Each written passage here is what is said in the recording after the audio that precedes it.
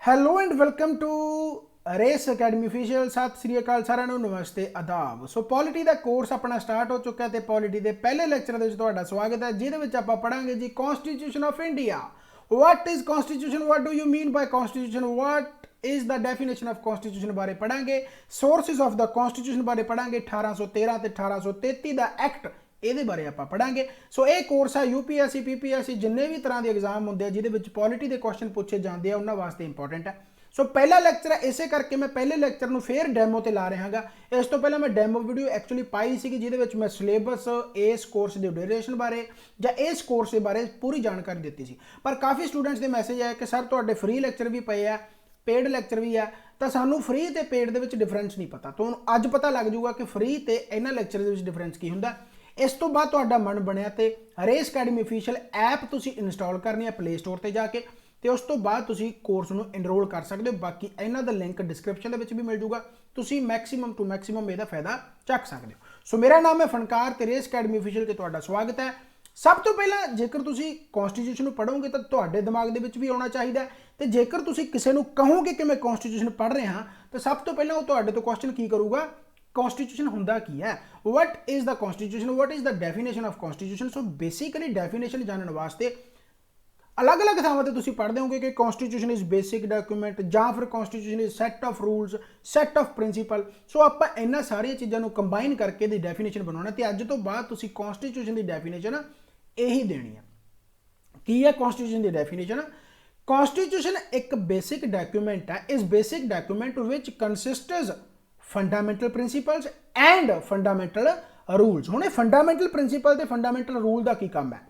R the means through which an entire nation and ਇਹਦੇ citizen are governed. ਕਹਿਣ ਦਾ ਮਤਲਬ ਕੀ ਹੈ ਕਿ ਇੱਕ ਸੰਵਿਧਾਨ ਬੁਨਿਆਦੀ ਦਸਤਾਵੇਜ਼ ਹੈ ਜਿਸ ਵਿੱਚ ਬੁਨਿਆਦੀ ਸਿਧਾਂਤ, ਪ੍ਰਿੰਸੀਪਲ, ਬੁਨਿਆਦੀ ਨਿਯਮ ਯਾਨੀ ਕਿ ਫੰਡਾਮੈਂਟਲ ਰੂਲਸ ਹੁੰਦੇ ਆ, ਅਤੇ ਇਹ ਬੁਨਿਆਦੀ ਨਿਯਮ ਤੇ ਬੁਨਿਆਦੀ ਸਿਧਾਂਤ ਉਹ ਸਾਧਨ ਹਨ ਜਿਸ ਰਾਹੀਂ ਪੂਰੇ ਰਾਸ਼ਟਰ ਅਤੇ ਇਸ ਦੇ ਨਾਗਰਿਕਾਂ ਨੂੰ ਸੰਚਾਲਿਤ ਕੀਤਾ ਜਾਂਦਾ, ਯਾਨੀ ਕਿ ਇੱਕ ਦੂਜੇ ਨਾਲ ਕੜੀ ਜੁੜੀ ਹੋਈ ਹੈ। ਸੋ ਬੇਸਿਕਲੀ ਅੱਜ ਤੋਂ ਬਾਅਦ ਕਨਸਟੀਟਿਊਸ਼ਨ ਦੇ ਬਾਰੇ ਪੁੱਛਿਆ ਗਿਆ ਤਾਂ ਸਿੰਪਲੀ ਕਹਿਣਾ ਕਿ ਕਨਸਟੀਟਿਊਸ਼ਨ ਉਹ ਬੇਸਿਕ ਡਾਕੂਮੈਂਟ ਹੈ ਜਿਹਦੇ ਵਿੱਚ ਫੰਡਾਮੈਂਟਲ ਪ੍ਰਿੰਸੀਪਲ, ਫੰਡਾਮੈਂਟਲ ਰੂਲਸ ਕੰਮ ਕਰਦੇ ਆ, ਜਿਹਦੇ ਨਾਲ ਪੂਰੀ ਇੰਟਾਇਰ ਨੇਸ਼ਨ ਤੇ and its citizen are to be governed. ਪਤਾ ਲੱਗ ਗਿਆ। ਸੋ ਡੈਫੀਨੇਸ਼ਨ ਅੱਜ ਤੋਂ ਬਾਅਦ ਕਦੇ ਨਹੀਂ ਭੁੱਲਣੀ, ਸਭ ਤੋਂ ਇੰਪੋਰਟੈਂਟ ਚੀਜ਼ ਹੈ, ਡੈਫੀਨੇਸ਼ਨ ਹਮੇਸ਼ਾ ਯਾਦ ਰੱਖਣੀ ਹੈ। ਹੁਣ ਆਪਾਂ ਬੇਸਿਕਲੀ ਇਹ ਪੜ੍ਹਦੇ ਹਾਂ ਕਿ ਆਪਾਂ ਕਨਸਟੀਟਿਊਸ਼ਨ ਬਣ ਗਿਆ, ਹਾਲਾਂਕਿ ਆਪਾਂ ਵਰਕਿੰਗ ਆਫ ਕਨਸਟੀਟਿਊਸ਼ਨ ਅਸੈਂਬਲੀ, ਆਪਣੀ ਕਨਸਟੀਟਿਊਸ਼ਨ ਅਸੈਂਬਲੀ ਬਣੀ ਹੈ, ਉਹਨੇ ਕਿਵੇਂ ਵਰਕ ਕੀਤਾ, ਉਹਦੇ ਵਿੱਚ ਡਰਾਫਟਿੰਗ ਕਮੇਟੀ, ਬਹੁਤ ਸਾਰੀਆਂ ਕਮੇਟੀਆਂ ਬਣੀਆਂ, ਉਹਦੇ ਕੌਣ-ਕੌਣ ਮੈਂਬਰ ਸੀ, ਕੌਣ-ਕੌਣ ਚੇਅਰਮੈਨ ਸੀ, ਕਿੱਥੋਂ ਆਪਾਂ ਕਨਸਟੀਟਿਊਸ਼ਨ ਇਹ ਲਿਆਗਾ, ਕਿੰਨੀਆਂ ਰੀਡਿੰਗਾਂ ਹੋਈਆਂ, ਕਿੰਨਾ ਟਾਈਮ ਲੱਗਿਆ, ਕਿੰਨਾ ਖਰਚਾ ਹੋਇਆ, ਇਹ ਆਪਾਂ ਸਾਰਾ ਵਰਕਿੰਗ ਆਫ ਇੰਡੀਅਨ ਕਨਸਟੀਟਿਊਸ਼ਨ ਦੇ ਵਿੱਚ ਪੜਾਂਗੇ।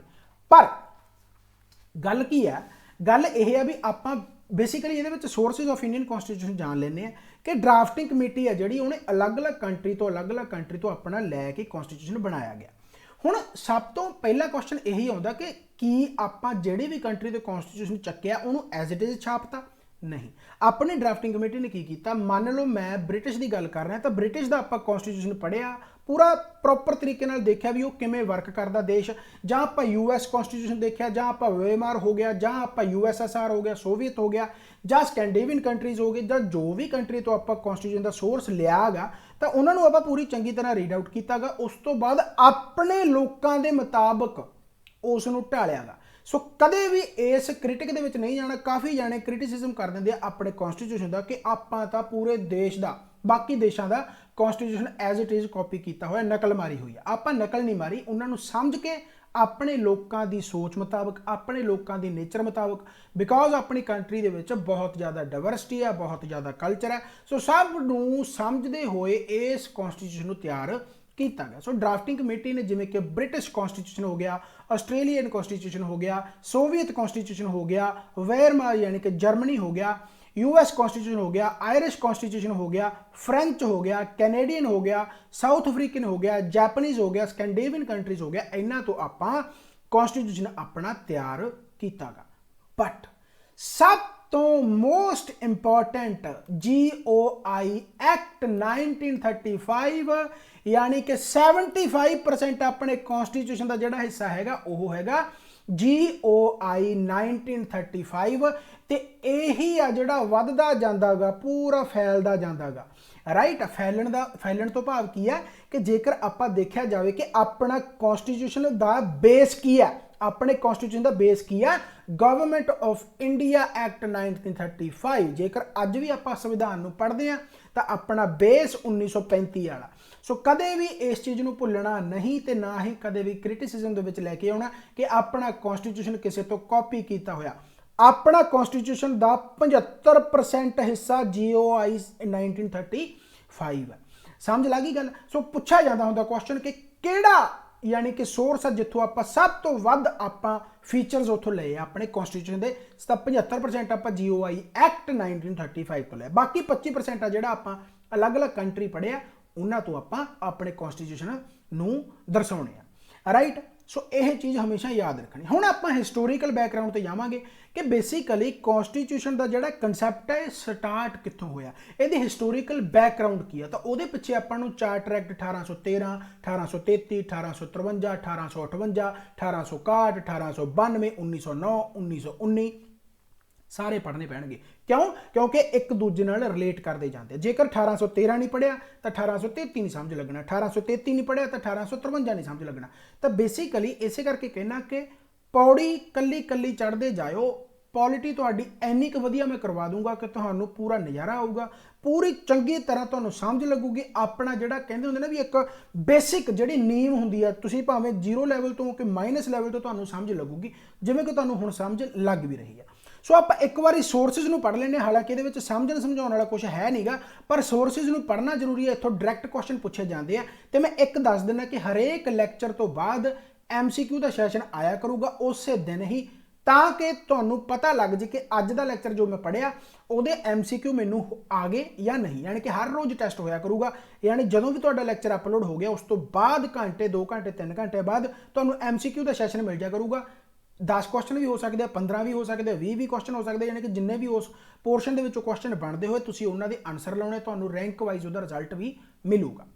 लग गया पता। सोर्सिज ऑफ इंडियन कॉन्स्टिट्यूशन आप एक बार पढ़ लेने। 1935 एक्ट है जिथों आप फैडरल स्कीम चकते हैं, गवर्नर का ऑफिस चकते हैं, जुडिशरी हो गया, पब्लिक सर्विस कमीशन हो गया, एमरजेंसी प्रोविजन हो गए, जां फिर एडमिनिस्ट्रेटिव डिटेल्स वगैरह आप सारे यह लेने। ब्रिटिश कॉन्स्टिट्यूशन तो अपनी पार्लीमेंटरी फॉर्म ऑफ गवर्नमेंट होगी, रूल ऑफ लॉ हो गया, तो लैजिस्लेटिव प्रोसीजर हो गया, सिटीजन हो गया, सिंगल सिटीजनशिप जी हैगी है, कैबिनेट सिस्टम हो गया, अपनी रिट्स हो गई, बाई कैमरलिज्म हो गया। ये आप कल्ला कल्ला टॉपिक पूरी डिटेल दे विच पढ़ना गा। फिलहाल तुसीं याद कर लो कि कित्थों कित्थों आप की लिया गा। इसे तरीके दे नाल तुहाडा US कॉन्स्टिट्यूशन आ गया, फंडामेंटल राइट्स हो गया, इंडिपेंडेंट जुडिशरी होगी तुहाडी, जुडिशल रिव्यू जिहड़ा कि आर्टिकल 13 दे विच आउंदा, इंपीचमेंट ऑफ प्रेजिडेंट नूं किवें हटाया जा सकदा है, रिमूवल ऑफ वाइस प्रेजिडेंट किवें हटाया जा सकदा है, जजिज ऑफ सुप्रीम कोर्ट हो गया, हाई कोर्ट हो गया, राज्य सभा एंड प्रेम्बल है जिहड़ा ये आपां US कॉन्स्टिट्यूशन तो लिया गा। सिमिलरली आप आयरिश कॉन्स्टिट्यूशन तो जिहड़ा लिया गा DPSP यानी कि directive principle of state policy, part 4 दे विच आउंदा गा। Nominated member to the Rajya Sabha, method of election of president most important है, बहुत बारी पूछा जाता है। सो आप आयरिश कॉन्स्टिट्यूशन तो लिया गया। इस तरीके आप कैनेडा तो की लिया, कैनेडा ने अपनी जी सेंटर उन्होंने स्ट्रोंग किया, यूनियन में स्ट्रोंग किया, federation with strong centre strong union, ਜਾਂ फिर उस तो बाद आप वैसटिंग रेजिडरी पावर जी आ जाती है with centre, appointment of governor in states, advisory jurisdiction of SC यानी कि सुप्रीम कोर्ट आप कैनेडियन कॉन्स्टिट्यूशन तो लिया गया। ऑस्ट्रेलियन कॉन्स्टिट्यूशन तो आप लिया गया, कंकरेंट लिस्ट होगी, joint sitting of the house of the parliament जी ज्वाइंट सिटिंग होंगी है, ठीक है ना, प्रिसाइडिंग बाय जो लोक सभा स्पीकर, चलो आप पूरी डिटेल के पढ़ांगे। लैंगुएज ऑफ प्रेम्बल, लैंगुएज जी प्रेम्बल दी वो आप आस्ट्रेलिया तो लई है। जर्मनी जो कॉन्स्टिट्यूशन है इतों आप लिया suspension of fundamental rights during emergency, emergency के टाइम से जोड़े फंडामेंटल राइट्स सस्पेंड हो जाते हैं उन्होंने बारे आप चर्चा करांगे जर्मनी कॉन्स्टिट्यूशन के थ्रू। सोवियत यूनियन यानी कि USSR, फंडामेंटल ड्यूटीज, जस्टिस जोड़ा कि सोशल है, इकोनॉमिक है, पोलीटिकल है, जो प्रेम्बल आप पढ़ते हैं पूरी डिटेल पढ़ांगे। 5 सालों का प्लान जो 5 ईयर प्लान है ਆਪਾਂ ਜਿਹੜੇ ਪਹਿਲਾਂ ਚੱਲਦੇ ਹੁੰਦੇ ਸੀ ਉਹਨਾਂ ਬਾਰੇ ਵੀ ਆਪਾਂ ਪੂਰੀ ਚਰਚਾ ਕਰਾਂਗੇ। ਸੋਵੀਅਤ ਯੂਨੀਅਨ ਤੋਂ ਲਿਆ ਗਿਆ। ਫ੍ਰੈਂਚ ਕਨਸਟੀਟਿਊਸ਼ਨ ਤੋਂ ਜਿਹੜਾ ਆਪਾਂ ਲਿਆ ਗਾ republic and ideals of liberty, equality, fraternity, ਬਹੁਤ ਇੰਪੋਰਟੈਂਟ ਪਾਰਟ ਹੈ ਇਹ ਪ੍ਰੀਐਮਬਲ ਦਾ, ਇਹ ਆਪਾਂ ਫ੍ਰੈਂਚ ਕਨਸਟੀਟਿਊਸ਼ਨ ਤੋਂ ਲਿਆ ਗਾ। ਸਾਊਥ ਅਫਰੀਕਨ ਕਨਸਟੀਟਿਊਸ਼ਨ ਤੋਂ ਆਪਾਂ ਲਿਆ ਗਾ procedure of amendment, article 368 368 of the constitution and election of member of the Rajya Sabha, ਜਿਹੜਾ ਆਪਾਂ ਲਿਆ ਗਾ ਸਾਊਥ ਅਫਰੀਕਨ ਕਨਸਟੀਟਿਊਸ਼ਨ ਤੋਂ ਲਿਆ ਗਾ। ਸਿਮਿਲਰਲੀ ਆਪਾਂ ਜੈਪਨੀਜ਼ ਤੇ ਸਕੈਂਡੀਨੇਵੀਅਨ ਕੰਟਰੀ ਤੋਂ procedure establish by law and office of Lokpal and Lokayukta. ਹੁਣ ਲੋਕਪਾਲ ਲੋਕਾਯੁਕਤ ਹੁੰਦੇ ਕੀ ਹੈ, ਪੂਰਾ ਚੈਪਟਰ ਬਣਦਾ, ਪੂਰੀ ਡਿਟੇਲ ਦੇ ਵਿੱਚ ਪੜਾਂਗੇ। Procedure establish by law, Japanese constitution, ਇਹ ਪੂਰੀ ਡਿਟੇਲ ਦੇ ਵਿੱਚ ਆਪਾਂ ਪੜਾਂਗੇ ਕਿ ਬੇਸਿਕਲੀ ਇਹ ਹੈ ਕੀ। ਸੋ ਸੋਰਸਿਸ ਨੂੰ ਯਾਦ ਕਰਨਾ, ਇੱਥੋਂ MCQ ਮੈਂ ਵੀ ਪੁੱਛੂੰਗਾ ਤੇ ਆਮ ਤੌਰ ਤੇ ਮੋਸਟਲੀ ਐਗਜ਼ਾਮ ਦੇ ਵਿੱਚ ਤੁਹਾਨੂੰ ਸੋਰਸਿਸ ਤੋਂ 1 ਜਾਂ 2 ਕੁਐਸਚਨ ਪੱਕਾ ਮਿਲਦੇ ਹੀ ਮਿਲਦੇ ਆ ਤੇ ਐਂਡ ਤੁਹਾਡਾ 90% ਉਹ ਗਲਤ ਹੁੰਦਾ। ਕਿਉਂਕਿ ਆਪਾਂ ਇਹਨਾਂ ਨੂੰ ਯਾਦ ਨਹੀਂ ਕਰਦੇ, ਬਹੁਤ ਹਲਕੇ ਦੇ ਵਿੱਚ ਲੈ ਲੈਂਦੇ। ਸੋ ਇਹਨੂੰ ਬਹੁਤ ਵਧੀਆ ਢੰਗ ਦੇ ਨਾਲ ਤੁਸੀਂ ਯਾਦ ਕਰਨਾ, ਜਿੰਨਾ ਰਿਪੀਟ ਕਰੋਗੇ, ਜਿੰਨੀ ਪ੍ਰੈਕਟਿਸ ਕਰੋਗੇ, ਉਨਾ ਯਾਦ ਤੁਹਾਡੇ ਹੁੰਦਾ ਜਾਊਗਾ। ਚਲੋ ਕਹਿ ਤਾਂ ਹੁਣ ਆਪਾਂ ਹਿਸਟੋਰੀਕਲ ਬੈਕਗ੍ਰਾਉਂਡ ਵਾਲੇ ਜਾਣਦੇ ਹਾਂ ਕਿ ਬੇਸਿਕਲੀ ਇਹ ਚੀਜ਼ਾਂ ਸਟਾਰਟ ਕਿੱਥੋਂ ਹੋਈਆਂ। ਚਾਰਟਰ ਐਕਟ 1813, ਇਸ ਤੋਂ ਵੀ ਜੇਕਰ ਆਪਾਂ ਬੈਕ ਜਾਈਏ ਤਾਂ ਆਪਾਂ 1605 ਤੱਕ ਪਹੁੰਚ ਜਾਂਦੇ ਆ।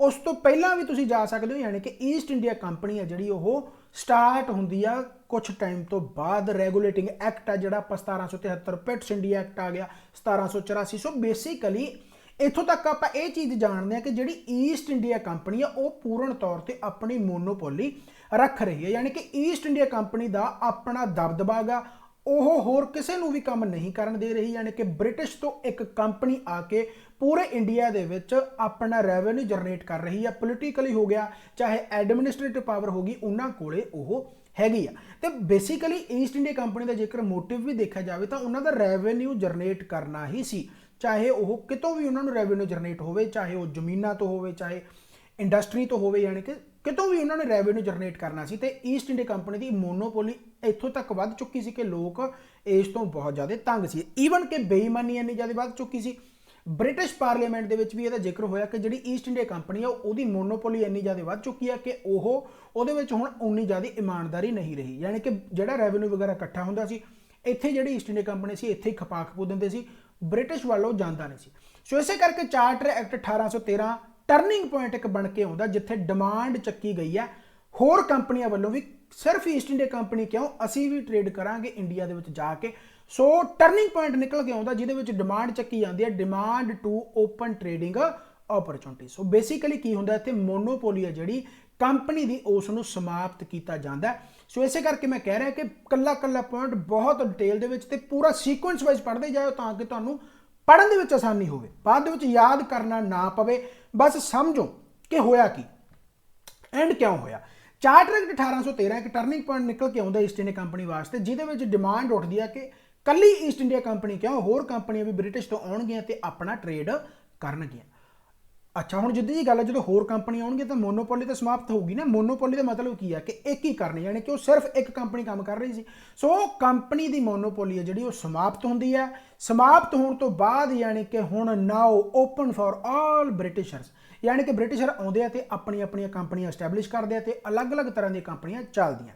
ਪਰ ਈਸਟ ਇੰਡੀਆ ਕੰਪਨੀ ਕੀ ਇੱਥੇ ਪੂਰੀ ਸਮਾਪਤ ਹੋ ਜਾਂਦੀ ਆ? ਨਹੀਂ, ਉਹਦਾ ਟ੍ਰੇਡ ਹਜੇ ਵੀ ਰਹਿੰਦਾਗਾ ਟੀ ਵਾਲਾ, ਚਾਹ ਵਾਲਾ ਤੇ ਟ੍ਰੇਡ ਵਿਦ ਚਾਈਨਾ। ਯਾਨੀ ਕਿ ਚਾਹ ਤੇ ਚਾਈਨਾ ਨੂੰ ਛੱਡ ਕੇ ਬਾਕੀ ਉਹਨਾਂ ਦੀ ਮੋਨੋਪੋਲੀ ਸਮਾਪਤ ਹੋ ਜਾਂਦੀ ਹੈ। ਯਾਨੀ ਕਿ ਚਾਹ ਤੇ ਜਿਹੜਾ ਚਾਈਨਾ ਨਾਲ ਵਪਾਰ ਹੈ ਉਹ ਹਜੇ ਵੀ ਈਸਟ ਇੰਡੀਆ ਕੰਪਨੀ ਕੋਲੇ ਹੀ ਰਹਿੰਦਾਗਾ। ਬਾਕੀ ਯਾਨੀ ਕਿ ਬਾਕੀ ਜਗ੍ਹਾ ਤੇ ਜਿਹੜੀ ਹੈਗੀ ਬਾਕੀ ਕੰਪਨੀਆਂ ਆ ਕੇ ਕੰਮ ਕਰ ਸਕਦੀਆਂ, ਟ੍ਰੇਡ ਕਰ ਸਕਦੀਆਂ। ਚਾਹ ਤੇ ਹਜੇ ਚਾਈਨਾ ਇਹਨਾਂ ਨੇ ਛੱਡਤਾ। ਇਹ ਹੁਣ 1833 ਦੇ ਵਿੱਚ ਜਾ ਕੇ ਸਮਾਪਤ ਹੋ ਜੂ। ਸੋ ਬੇਸਿਕਲੀ 1813 ਇੱਕ turning point East India company ਲਈ ਆਉਂਦਾ ਕਿ ਹੁਣ ਈਸਟ ਇੰਡੀਆ ਕੰਪਨੀ ਦੀ ਮੋਨੋਪੋਲੀ ਸਮਾਪਤ ਹੋਣ ਜਾ ਰਹੀ ਹੈ ਤੇ ਜਿੰਨੇ ਵੀ ਬ੍ਰਿਟਿਸ਼ਰ ਆ ਉਹ ਆਪਣੀ ਕੰਪਨੀ ਲੈ ਕੇ ਆਉਣਗੇ ਜਿਹੜੀ ਕਿ ਡਿਮਾਂਡ ਕਰ ਰਹੇ ਵੀ ਅਸੀਂ ਟ੍ਰੇਡਿੰਗ ਓਪਰਚੁਨਿਟੀ ਲੈ ਕੇ ਆਉਣੀ ਹੈ। ਸੋ ਇੱਥੋਂ ਤੁਸੀਂ ਕੀ ਕਹਿ ਸਕਦੇ ਹੋ ਕਿ ਇੱਥੋਂ ਕਹਿ ਸਕਦੇ ਹੋ ਕਿ ਜਿਹੜੀ ਮੋਨੋਪੋਲੀ ਹੈ ਉਹ ਖਤਮ ਹੁੰਦੀ ਦਿਖ ਰਹੀ ਹੈ ਇੱਥੇ ਈਸਟ ਇੰਡੀਆ ਕੰਪਨੀ ਦੀ। ਹਾਲਾਂਕਿ ਕੰਪਲੀਟ ਨਹੀਂ ਹੋਈ ਪਰ ਮੋਨੋਪੋਲੀ ਇੱਥੇ ਸਮਾਪਤ ਹੁੰਦੀ ਹੈ, ਜਿਹੜਾ ਕਿ ਕੁਐਸਚਨ ਤੁਹਾਨੂੰ ਬਹੁਤ ਵਾਰੀ ਪੁੱਛਿਆ ਜਾਂਦਾ। ਨਾਲ ਦੀ ਨਾਲ ਪਲੱਸ ਕੀ ਹੁੰਦਾਗਾ? ਪਲੱਸ ਇਹ ਹੁੰਦਾ ਕਿ ਜਿਹੜੀ ਟੈਰੀਟਰੀ ਹੈ ਜਾਂ ਫਿਰ ਆਪਾਂ ਪੋਲੀਟੀਕਲ ਜਿਹੜੀ ਜਿਹਨੂੰ ਆਪਾਂ ਕਹਿੰਦੇ ਨੇ ਰੈਵਨਿਊ ਜਨਰੇਟ ਆ, ਉਹ ਹਜੇ ਵੀ ਈਸਟ ਇੰਡੀਆ ਕੰਪਨੀ ਕੋਲੇ ਹੀ ਹੈ, ਰਾਈਟ।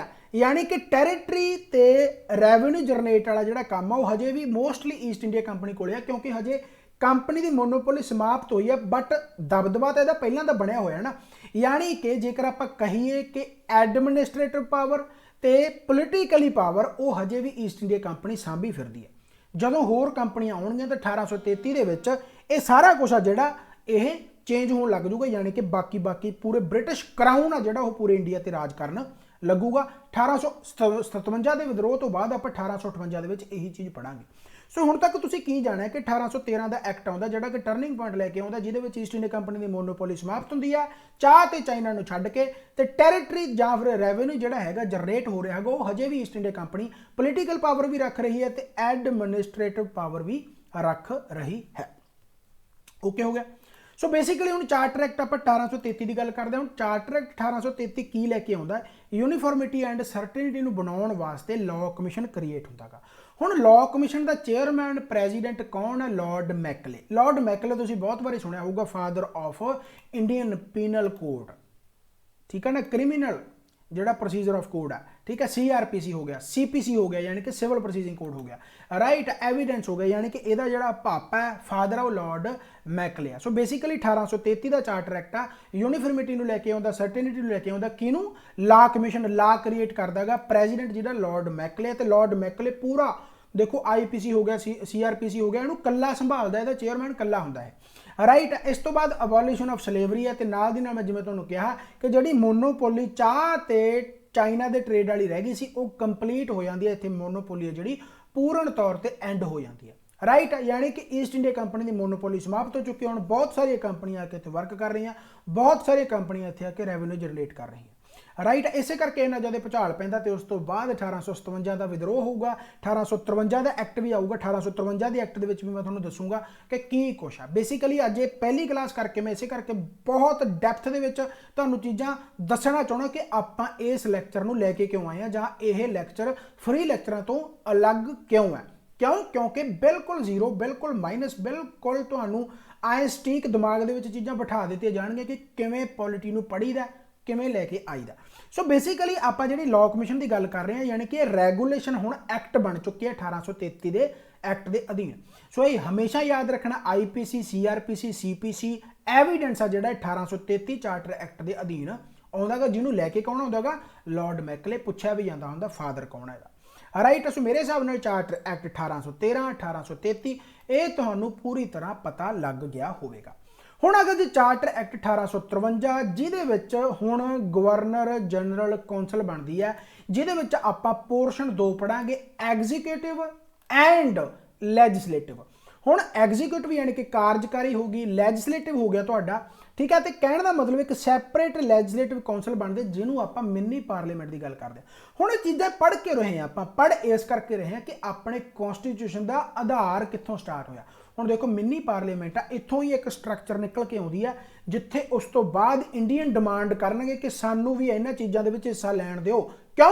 क्योंकि पहले ईस्ट इंडिया कंपनी आई, कल्ली उहदी मोनोपोली चलदी सी।